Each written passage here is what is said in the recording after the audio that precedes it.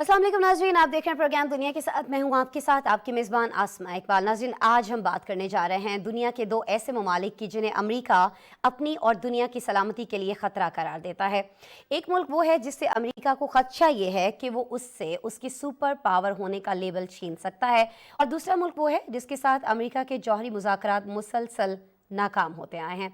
और नाज़रीन, इन दोनों ममालिक पर अमेरिका और उसके इत्तेहादियों ने रूसी फ़ौज को मुआवनत फराहम करने का इल्ज़ाम भी आयद कर रखा है। जी हाँ, हम बात कर रहे हैं चीन और ईरान की, जिनमें कुर्बतें अब बहुत ज़्यादा बढ़ने लगी हैं। इस वक्त ईरानी सदर सैयद इब्राहिम रईसी अपने वफ्द के हमरा चीन के दौरे पर हैं, जो कि 20 साल में किसी भी ईरानी सदर का पहला दौरा चीन है। ईरानी सदर की बीजिंग में चीनी हम मनसब शी जिनपिंग से मुलाकात हुई है। गुफ्तगू का महवर जो है वो जौहरी तवानाई और यूक्रेन जंग समेत अहम आलमी इशूज़ थे।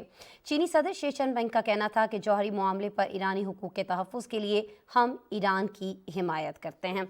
ये जो अहम मुलाकात होने जा रही है, जिसे बहुत सारे जो नाक़िदीन हैं उनके तबसरे भी सामने आ रहे हैं, आरा भी सामने आ रही हैं, और ख़ास तौर पर अमेरिका के अंदर इसको लेकर बहुत ज़्यादा बहस हो रही है। जैसे कि मैं आपको बता भी रही हूँ कि ईरान के जो सदर हैं सैयद इब्राहिम रईस, वो इस वक्त चीन के दौरे पर हैं, जो कि 20 साल में किसी भी ईरानी सदर का पहला दौरा चीन है। ईरानी सदर की बीजिंग में चीनी हम मनसब शी जिनपिंग से मुलाकात हुई है, और गुफ्तगू का महवर जो है वो जौहरी तवानाई और यूक्रेन जंग समेत जो अहम आलमी इशूज़ थे वो रहे हैं।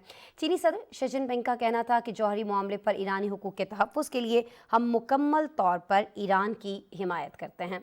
नाज़रीन, इस दौरे के दौरान इक़्तिसादी तवानाई और दो तरफ़ा ताल्लुकात समेत 20 मुख्तलिफ ऐसे शोबे हैं जिनमें ताउन के लिए दस्तावेज़ात पर दोनों ममालिक के दरमियान दस्तखत भी किए गए हैं। और क्या कुछ अहम हुआ है, ये आपको एक रिपोर्ट में दिखाते हैं। फिर मेरे साथ मेरे गेस्ट मौजूद होंगे, उनसे उनका तज्ज़िया जानेंगे।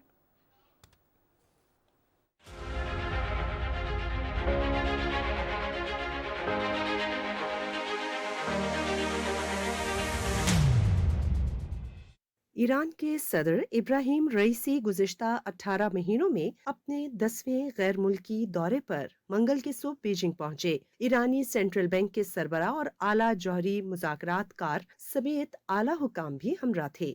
ईरानी सदर के दौरे चीन का बुनियादी मकसद इक़्तिसादी, सियासी और स्ट्रेटेजिक मामलात में ताउन बढ़ाना है। ईरान के सरकारी मीडिया के मुताबिक ये रईसी का चीन का पहला सरकारी दौरा होने के साथ ही 20 सालों में किसी भी ईरानी सदर का भी पहला दौरा चीन है। ईरानी सदर इब्राहिम रईसी की अपने चीनी हम मनसब शी जिनपिंग से बीजिंग में मुलाकात हुई। खबर एजेंसी के मुताबिक मुलाकात के मौके पर चीनी सदर शी जिनपिंग का कहना था कि जौहरी मामले पर ईरानी हुकूक के तहफ़्फ़ुज़ के लिए ईरान की हिमायत करते हैं। ईरान जौहरी मुआहदे का जल्द और मुनासिब हल निकलना चाहिए। शी जिनपिंग ने मुआहदे की बहाली के मुज़ाकरात में तामीरी शमूलियत जारी रखने और बैनुल-अक़वामी और इलाकाई हालात की तब्दीली के बावजूद ईरान से ताउन को जारी रखने का इरादा किया। चीनी सदर का मजीद कहना था कि तिजारत, ज़राअत और इंफ्रास्ट्रक्चर के शोबों में ईरान से ताउन बढ़ाने के ख़्वाहां हैं। ईरान से आला मियार की मजीद ज़रूरी मसनूआत दरामद करेंगे। ईरानी सदर वफ्द के हमरा चीनी कांग्रेस की कायमा कमेटी के चेयरमैन ली जोंगशू और वजीर आजम ली कीचियांग से भी मिले। इस मुलाकात में दो तरफा तिजारत समेत दीगर उमूर पर बातचीत की गई। सदर इब्राहिम रईसी ने बाहमी ताउन के फरोग के लिए पार्लिमानी ताउन की अहमियत पर जोर दिया। दोनों मुल्कों के दरमियान स्ट्रेटेजिक ताल्लुकात को आगे बढ़ाने में चीन की कौमी अवामी कांग्रेस की तामीरी हिमायत का शुक्रिया अदा किया। ईरानी सदर ने कहा कि ईरान और चीन के दरमियान जामे स्ट्रेटेजिक ताउन का मंसूबा दोनों ममालिक के बाहमी ताल्लुकात को वुसअत देने के अज़्म की एक मिसाल है। सदर सैयद इब्राहिम रईसी ने बीजिंग यूनिवर्सिटी के तलबा और असातिज़ा से खिताब करते हुए एशिया को आलमी तब्दीलियों का मरकज़ करार दिया और खित्ते में अमन के तहफ़्फ़ुज़ को ज़रूरी करार दिया है। अदना न्यूज़ एजेंसी के मुताबिक सरबराही मुलाकात के बाद ईरान और चीन के आला सतह के वफूद ने ताउन की 20 दस्तावेज़ात पर दस्तखत किए, जिनमें क्राइसिस मैनेजमेंट, सियाहत, IT, माहौलियात, बैनुल-अक़वामी तिजारत, कॉपीराइट, ज़राअत, बरामदात, सेहत और तिब, मीडिया, स्पोर्ट्स और सकाफती वर्से के शोबों समेत दीगर शामिल हैं। दूसरी जानिब बीजिंग में चीन के वजीर खारजा चिंग कॉन्ग ने ईरानी वजीर खारजा हुसैन अमीर अब्दुल्लेहान से भी मुलाकात की। अमीर अब्दुल्लेहान ने ईरान के जौहरी मामले पर मुश्तरका जामे लाए अमल पर अमल दरामद दोबारा शुरू करने के बारे में मुज़ाकरात में ताज़ा तरीन पेशरफ्त से आगाह किया और ईरान के मफादात के तहफ़्फ़ुज़ में चीन के तामीरी किरदार को सराहा। चीनी वज़ीर ख़ारजा ने कहा कि चीन अमली ताउन को बढ़ाने, दोनों सरबराहान मुमलिकत के दरमियान तय पाने वाले ताज़ा तरीन इत्तफ़ाक़ राय पर अमल दरामद और चीन ईरान जामे स्ट्रेटेजिक शराकतदारी पर नई पेशरफ्त के लिए ईरान के साथ काम करने को तैयार है। चीनी वज़ीर ख़ारजा ने यकीन दिलाया कि चीन ईरानी जौहरी मामले के सियासी और सिफारती तस्फ़िये के फ़रोग़ की कोशिशें जारी रखेगा और दीगर मुतल्लिक़ा फ़रीक़ों पर जोर देगा कि वो इस ज़िम्न में फ़ाल कोशिशें करें।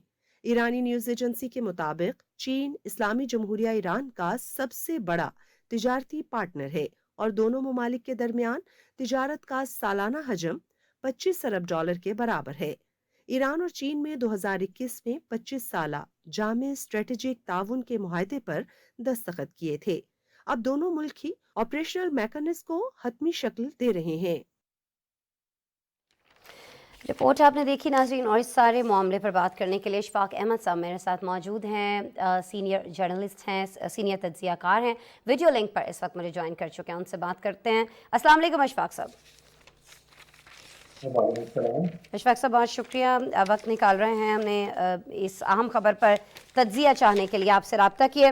सर, जैसा कि हमने रिपोर्ट में भी बताया, नाज़रीन जानते हैं कि किसी भी ईरानी सदर का 20 साल बाद ये चीन का एक दौरा है, लेकिन आप क्या समझते हैं, क्या ये दोनों ममालिक एक दूसरे के इत्तेहादी सिर्फ इसलिए बन रहे हैं कि दोनों के अमेरिका से ताल्लुकात कशीदा हैं, या फिर हम ये समझें कि चीन ने चूँकि खित्ते के जो अरब ममालिक हैं उनसे अपने ताल्लुकात को बहुत ज़्यादा बेहतर किया है, तो इसी तनाजुर में ईरानी सदर भी दौरा बीजिंग कर रहे हैं, ये वजह है इसकी?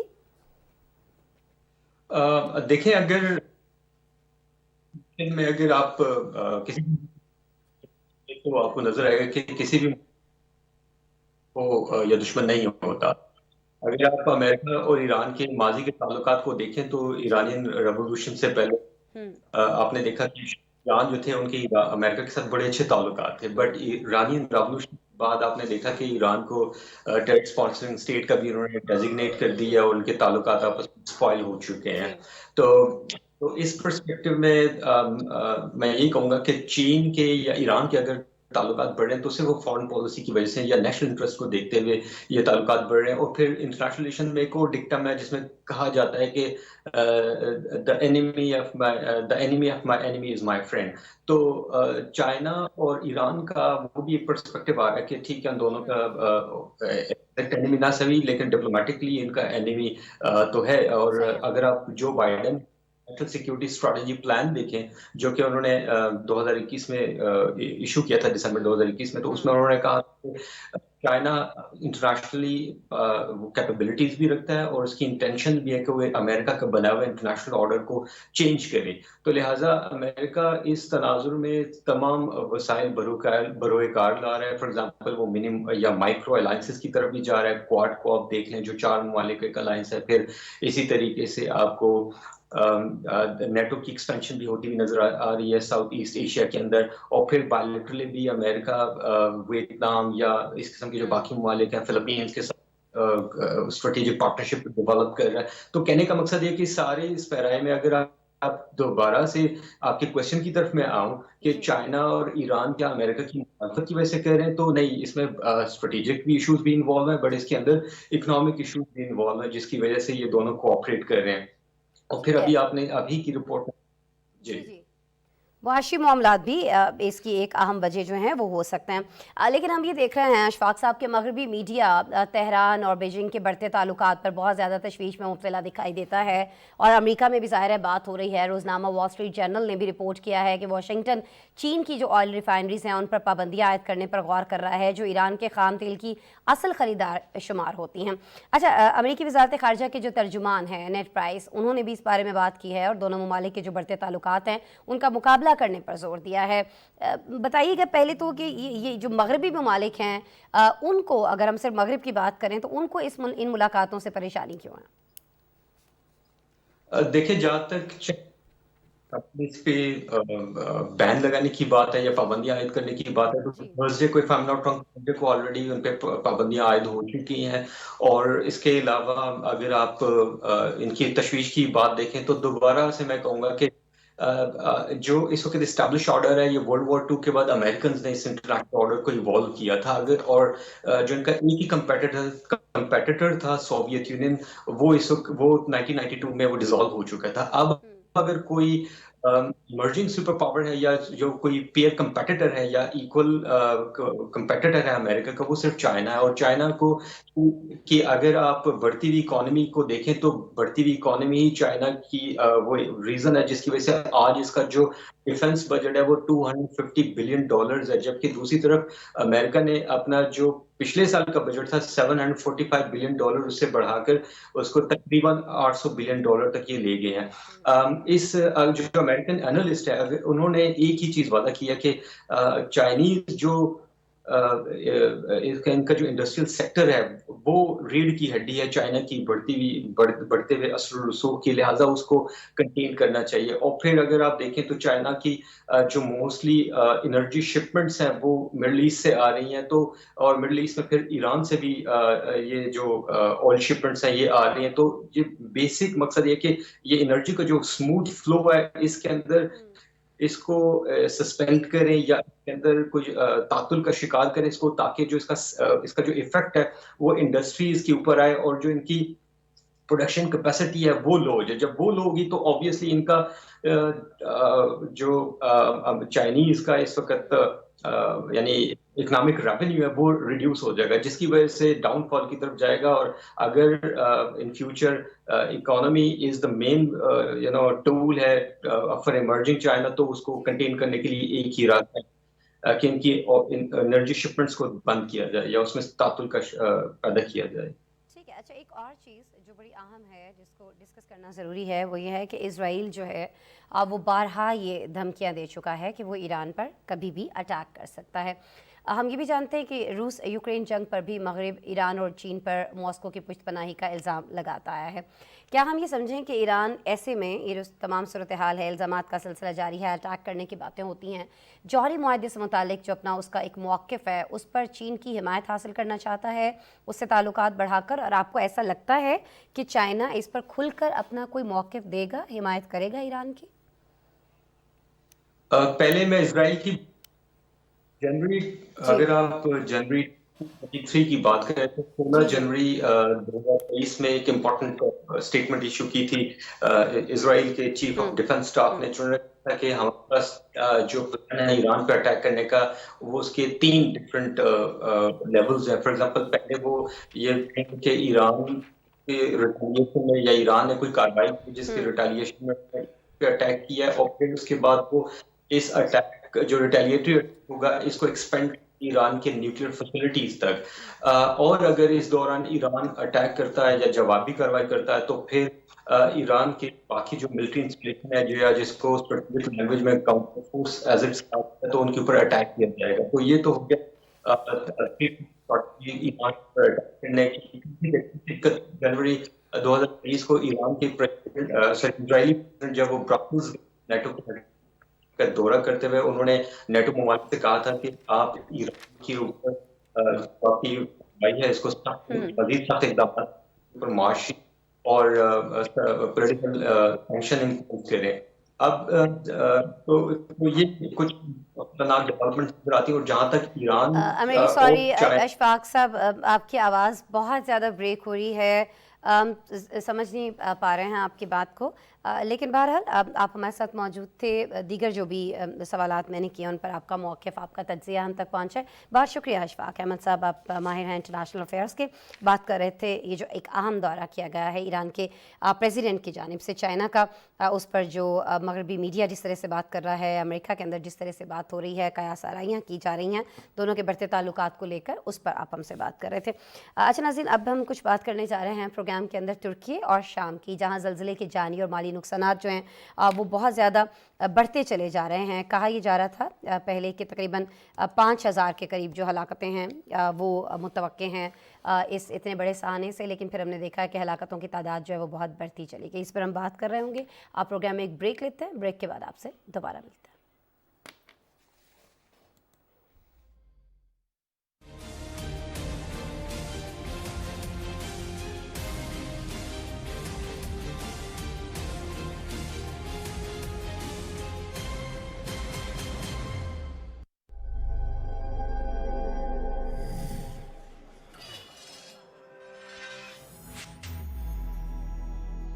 ملک میں اس وقت توانائی کا بہت بحران ہے جس کا ہم سب کو خیال کرنا چاہیے.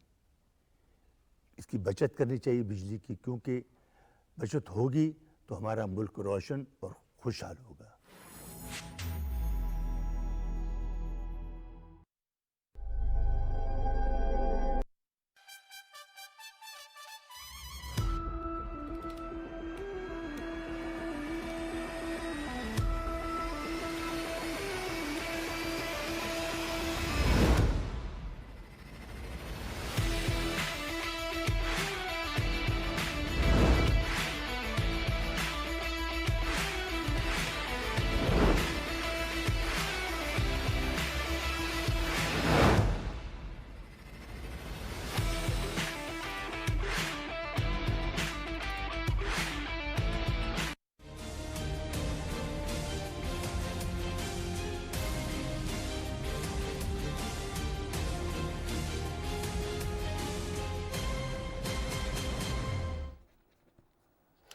ویلکم بیک جی. بریک پر جانے سے پہلے میں بات کر رہی تھی ترکی اور شام کی، جہاں زلزلے کے جانی اور مالی نقصانات بہت زیادہ بڑھ رہے ہیں. اب تک 41,000 سے زائد اموات ہو چکی ہیں. عالمی ادارہ صحت نے ترکی اور شام میں آنے والے اس ہلاکت خیز زلزلے کو گزشتہ 100 برسوں میں آنے والے خطے کی بدترین قدرتی آفت قرار دے دیا ہے. اقوام متحدہ کے مطابق اس زلزلے سے دونوں ممالک میں 2 کروڑ 26 لاکھ افراد متاثر ہیں، جن میں سے 70 لاکھ بچے ہیں. لیکن ترکی میں 46 لاکھ بچے متاثر ہیں تو وہیں شام میں 25 لاکھ کے قریب بچے بے آسرا ہیں. بے شک ترکی میں زیادہ جانی نقصانات ہوئے ہیں، لیکن اس ملک کی حکومت، یہاں کے عوام اور دنیا اس سلسلے میں متاثرین کا بھرپور ساتھ دے رہی ہے. اس لیے شام کا ذکر اور اس ملک پر اس میں جو صورتحال ہے اس پر خصوصی طور پر بات کرنا بہت زیادہ ضروری ہے، کیونکہ یہاں تو پہلے ہی تباہی تھی. یہاں کے بچے تو پہلے ہی جنگ کو دیکھتے ہوئے بڑے ہو رہے تھے. نہ تعلیم تھی، نہ گھر تھے، نہ بہتر مستقبل کی کوئی امید تھی. ایسے میں اس زلزلے نے لاتعداد بچوں کے والدین جو ہیں ان سے چھین لیے ہیں. پہلے ہم جانتے ہیں کہ یہاں وبائی امراض سے، بھوک سے شام کے جو عوام ہیں اور بچے ہیں وہ بہت غیر محفوظ تھے، اور اب ایک بار حکومت اور باغیوں کے تنازع، عالمی ممالک کی بے حسی کا خمیازہ پھر سے انہی بچوں کو بھگتنا پڑ رہا ہے. شام کی بات ہو رہی ہے تو آپ کو بتاؤں کہ یہاں طبی سہولیات بھی بالکل بھی نہیں ہیں. شدید کمی نہیں کہنا چاہیے، انفیکٹ یہ کہنا چاہیے کہ ہیں ہی نہیں، موجود نہیں ہیں. شامی حکومت کے مطابق جو عالمی پابندیاں ہیں ان کی وجہ سے ادائیگیوں میں بہت سارے مسائل ہیں، اور وجہ یہ بتائی جا رہی ہے کہ طبی آلات نہیں خریدے جا سکتے. دوسری طرف بارڈر کراسنگ کلیئر ہونے پر اقوام متحدہ کے امدادی ٹرک شام پہنچنا شروع ہو گئے ہیں. چین، سوڈان، الجزائر، عراق اور متحدہ عرب امارات کی طرف سے بھی امداد شام پہنچی ہے. لیکن جتنے بڑے پیمانے پر یہ نقصان آپ دیکھ سکتے ہوا ہے، اس طرح کی مدد، اس لیول کی مدد ہمیں شام میں ہوتی دکھائی نہیں دے رہی ہے. شام میں اس وقت صورتحال کیا ہے؟ کن شعبوں کو مسائل کا سامنا ہے؟ بچوں کی زندگیاں اس زلزلے سے کیسے تباہ کرتی ہیں؟ اس پر ہمارے پاس ایک ڈیٹیلڈ پیکج ہے، آپ کو دکھائیں گے.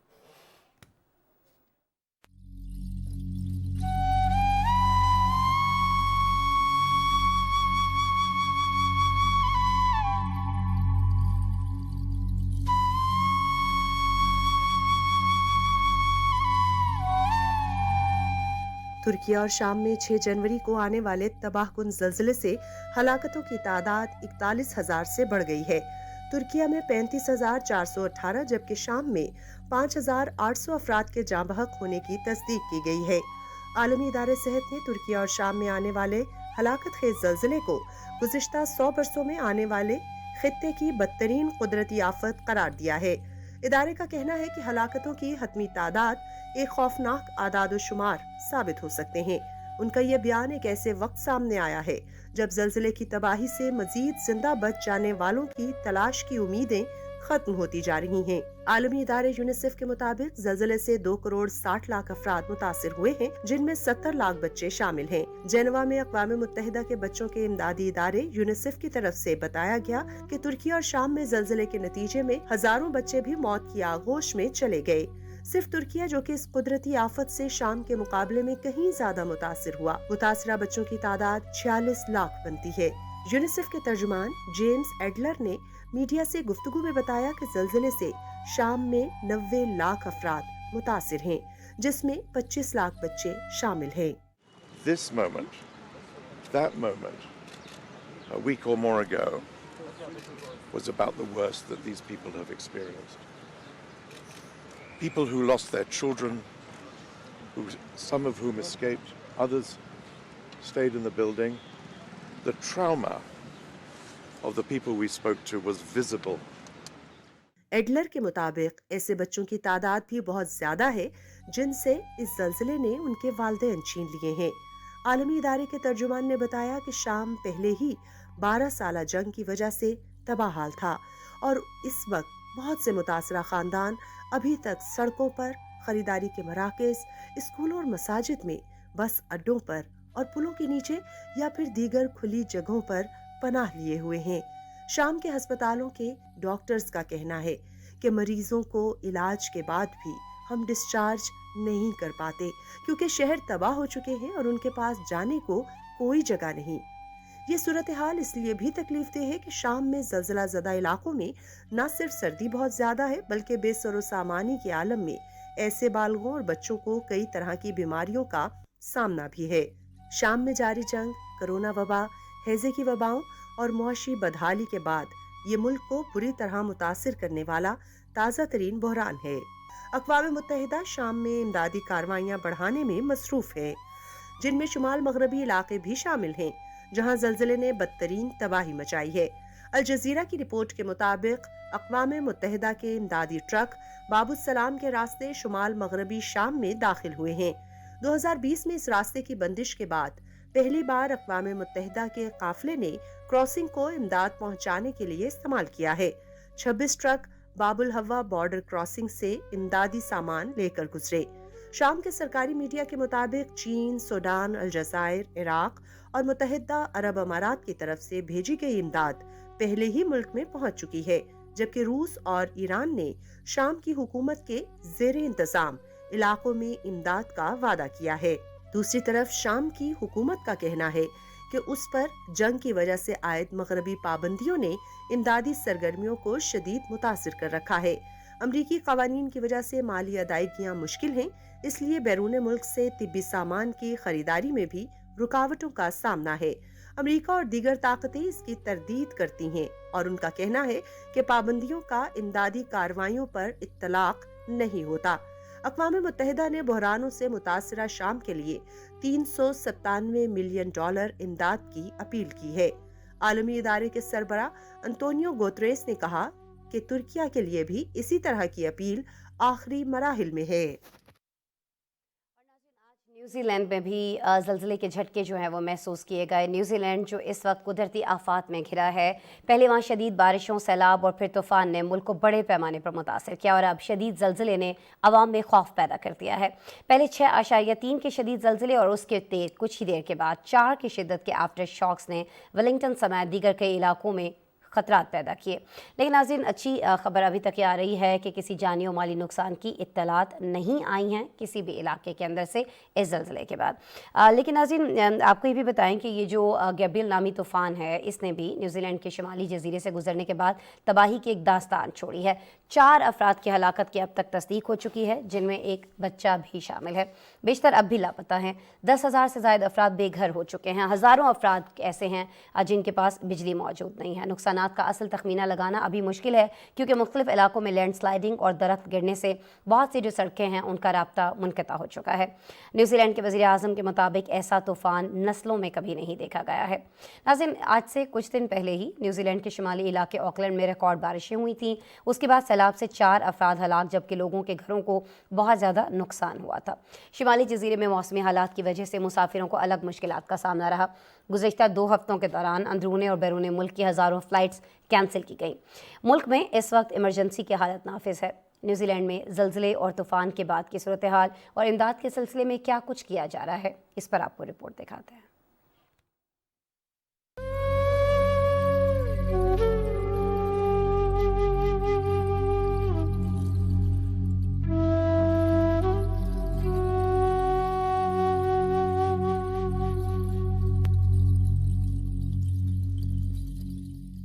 न्यूजीलैंड में 6.3 के ज़ल्ज़ले ने अवाम में खौफ और हिरास पैदा कर दिया।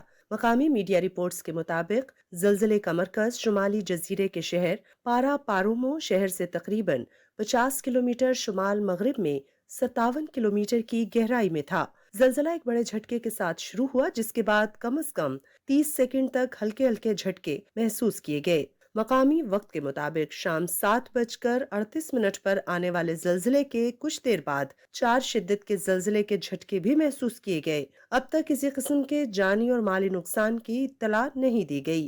نیوزی لینڈ کی نیشنل ایمرجنسی مینجمنٹ ایجنسی کے مطابق سونامی کا کوئی خطرہ نہیں ہے، لیکن زلزلے کے مزید آفٹر شاکس آ سکتے ہیں۔ نیوزی لینڈ میں زلزلہ ایک ایسے وقت میں محسوس کیا گیا جب یہ ملک پہلے ہی بارشوں، سیلاب اور طوفان کے سلسلے کے بعد نقصانات سے نمٹ رہی ہے۔ 27 جنوری کو آکلینڈ سمیت ملک کے دیگر شمالی علاقوں میں شدید بارشوں کا پہلا سلسلہ شروع ہوا، جس کے بعد سیلابی صورتحال پیدا ہونے سے 4 افراد ہلاک ہو گئے۔ اس کے چند دن بعد ہی شمالی علاقوں کو گیبریل نامی طوفان کا سامنا کرنا پڑا۔ مقامی میڈیا کے مطابق گیبریل نامی سمندری طوفان شمالی جزیرے سے ٹکرانے کے بعد گزر گیا ہے۔ طوفان کی تباہی کی وجہ سے 4 مزید افراد ہلاک ہوئے ہیں، جن میں ایک بچہ بھی شامل ہے۔ بیشتر لوگ لاپتہ ہو گئے ہیں، جبکہ لاکھوں لوگ بجلی سے بھی محروم ہیں۔ حکام کے مطابق ہزاروں لوگوں کے گھر شدید متاثر ہو گئے ہیں۔ 10,500 کے قریب افراد اس وقت بے گھر ہیں۔ گھروں میں پانی کے باعث بڑی تعداد میں 300 کے قریب افراد نے گھروں کی چھتوں پر پناہ لے رکھی ہے۔ ان لوگوں کو ریسکیو کرنے کا سلسلہ جاری ہے، مگر علاقوں میں لینڈ سلائیڈنگ اور درخت گرنے سے بہت سی سڑکوں کا رابطہ بھی منقطع ہو گیا ہے، جو کہ ریسکیو کے کاموں میں رکاوٹ کا باعث بن رہا ہے۔ جبکہ اس صورتحال کے باعث آکلینڈ سے اندرون اور بیرون ملک جانے والی ہزاروں فلائٹس کینسل کی گئی ہیں۔ نیوزی لینڈ کی سول ڈیفنس اتھارٹی کی جانب سے بتایا گیا ہے کہ نقصانات کا اصل اندازہ فوری طور پر نہیں لگایا جا سکتا۔ نیوزی لینڈ نے بارشوں سے ہونے والے نقصانات اور طوفان کی سنگینی کے باعث پہلے ہی ملک میں ایمرجنسی کی حالت نافذ کر رکھی ہے۔ برطانوی خبر رساں ادارے کے مطابق نیوزی لینڈ کے وزیر اعظم کرس ہیپکنس کا کہنا ہے سمندری طوفان نے شمالی جزیرے پر کئی دنوں تک تباہی مچائی ہے اور ایسا طوفان نسلوں میں کبھی نہیں دیکھا گیا۔ 2 دن قبل ہی ملک کے وزیر اعظم نے ریکارڈ بارشوں، سیلاب اور اس سے ہونے والے نقصانات کا مداوع کرنے کے لیے 7.3 ملین امریکی ڈالر کی امدادی پیکج کا اعلان بھی کیا تھا۔ آسٹریلیا اور برطانیہ نے متاثرین کی مدد کے لیے تعاون کرنے کی یقین دہانی کرائی ہے۔ رخ کریں گے جی اب ہم جنوبی امریکی ملک کولمبیا کا، جہاں کے صدر اپنے عوام کے لیے ایسی اصلاحات لانا چاہتے ہیں جو کہ غریبوں کی زندگیاں بدلنے کی طاقت رکھتی ہوں۔ یونیورسٹی لیول تک مفت تعلیم، صحت تک بہتر اور مفت رسائی، طبی شعبے کے عملے کی تنخواہوں میں اضافہ، پینشن اصلاحات سمیت کئی شعبوں میں اہم اصلاحات کا بل کانگریس میں پیش کیا گیا ہے۔ ناظرین، گزشتہ سال صدر بننے والے گسٹاو پیٹرو نے اپنی جو انتخابی مہم ہے اس میں سماجی اور اقتصادی تبدیلیوں کا وعدہ کیا تھا اور اب وعدہ نبھانے کی کوشش کرتے دکھائی دیتے ہیں، لیکن کانگریس میں ان کے اتحادی اور اپوزیشن اس سے متفق نہیں ہیں۔ اپوزیشن کا کہنا ہے کہ یہ جو بل ہے یہ ملک کی جو معیشت ہے اس کے لیے بہت ہی برا ثابت ہوگا، غربت مزید بڑھ جائے گی۔ یہی وجہ ہے کہ کولمبیا کے عوام سڑکوں پر نکل کر صدر کو پیغام دے رہے ہیں کہ وہ اس معاملے میں ان کے حمایتی ہیں اور چاہتے ہیں کہ کانگریس ان اصلاحات پر عمل درآمد کرائے۔ کولمبیا، ناظرین، جو کہ عرصہ دراز سے مسلح گروپوں، باغیوں کی کارروائیوں اور حکومتی کرپشن کی وجہ سے غربت اور انتشار کا شکار رہا ہے، ایسے ملک میں اب عوام کو ایک بہتری کی امید دکھائی دے رہی ہے جسے وہ کھونا نہیں چاہتے۔ لیکن یہ بل ہے کیا؟ اپوزیشن اس کی مخالفت کیوں کر رہی ہے؟ اس پر آج ایک خصوصی رپورٹ ہے ہمارے پاس، آپ سے شیئر کر رہا ہے۔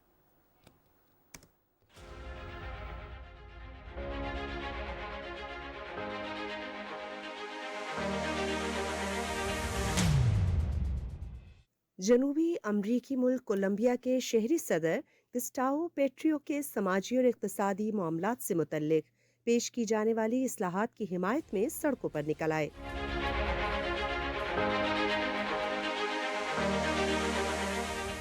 بائیں بازو کے صدر نے پیر کو کولمبیا کی کانگریس کے سامنے صحت کی دیکھ بھال کا منصوبہ پیش کیا تھا، جس میں ایسے اقدامات متعارف کرائے گئے جن میں طبی مراکز تک بہتر رسائی، صحت کے کارکنوں کے لیے تنخواہ میں اضافے سمیت ایسے پروگراموں پر زور دیا جا رہا ہے جس سے طلبہ کو یونیورسٹی تک کی مفت رسائی کی ضمانت دی جائے گی۔ غریب خاندانوں اور غریب بزرگوں کو سبسڈی فراہم کی جائے گی۔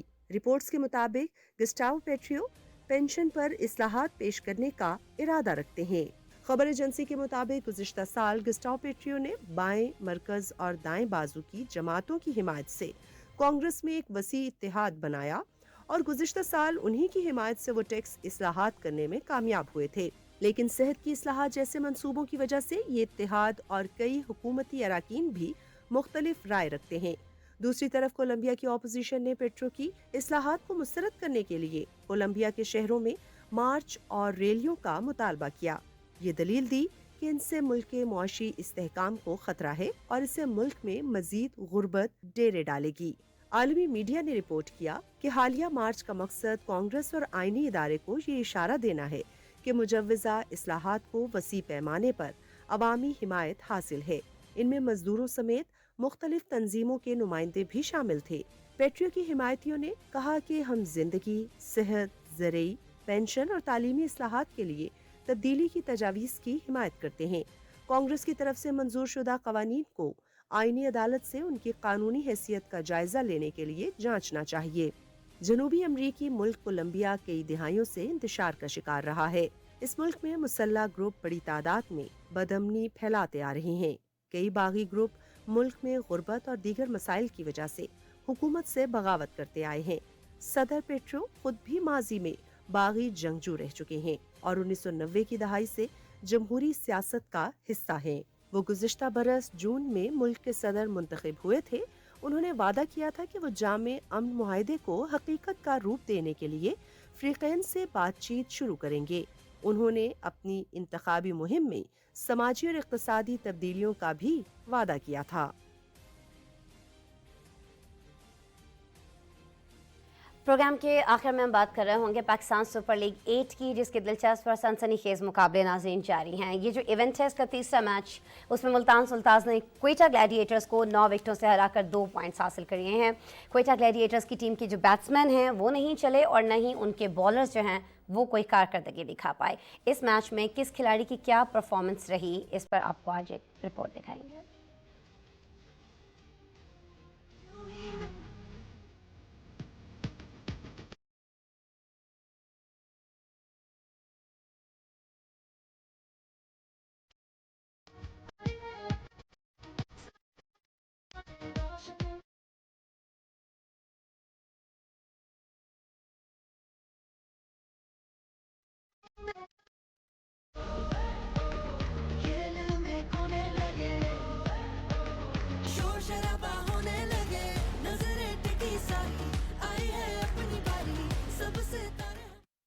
पाकिस्तान सुपर लीग के तीसरे मैच में मुल्तान सुल्तान्स ने टॉस जीतकर फील्डिंग का फैसला किया। मुल्तान क्रिकेट स्टेडियम में खेले जाने वाले इस मैच में कोयटा ग्लैडिएटर्स की टीम 18.5 ओवर्स में 110 रन्स पर ढेर हो गई।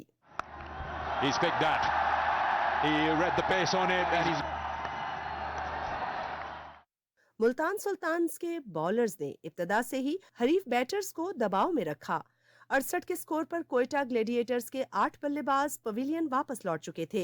जेसन रॉय ने सबसे ज्यादा 27 रन की इनिंग्स खेली। जेसन रॉय 24, मोहम्मद हसनैन 22 और मोहम्मद हफीज 18 रन बनाकर पवेलियन लौट गए। इफ्तिखार अहमद 0, अब्दुल वाहिद बंगलज़ई 1, सरफराज अहमद 2, मार्टिन गेप्टल 7, उमर अकमल 11, मोहम्मद नवाज 14 रन पर आउट हुए। Big shout. Is this straight enough? Give him. And I like this captaincy as well. Wicket. Multan Sultan के एहसानुल्लाह ने शानदार बॉलिंग का मुजाहरा करते हुए 4 ओवर्स में 12 रन देकर 5 विकेटें हासिल की। समीन गुल और अब्बास आफरीदी ने 2-2 खिलाड़ियों को आउट किया। That's his shot, but he's picked him. Quetta Gladiators की जानिब से दिया गया 111 रन का हदफ मुल्तान सुल्तान्स की टीम ने 14वें ओवर्स में हासिल कर लिया। मुल्तान के वाहिद आउट होने वाले खिलाड़ी शान मसूद थे, जो तुषारा का शिकार बने। रेले रोसो ने 42 गेंदों पर नाकाबिले शिकस्त 78 रन बनाए, जिसमें 3 छक्के और 9 चौके शामिल थे। कप्तान मोहम्मद रिजवान 34 गेंदों पर 28 रन बनाकर नॉट आउट रहे।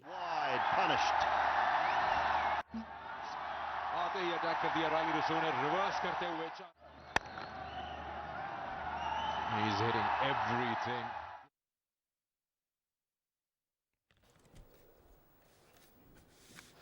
पीएसएल के हवाले से रिपोर्ट आपने देखी। इसके साथ ही आज के प्रोग्राम का वक्त खत्म हुआ। कल दोबारा आपसे मुलाकात हो रही होगी। अपना बहुत सारा ख्याल रखिएगा और जाते जाते हमारा स्पेशल सेगमेंट चलते चलते ज़रूर देखिएगा। अल्लाह के बाद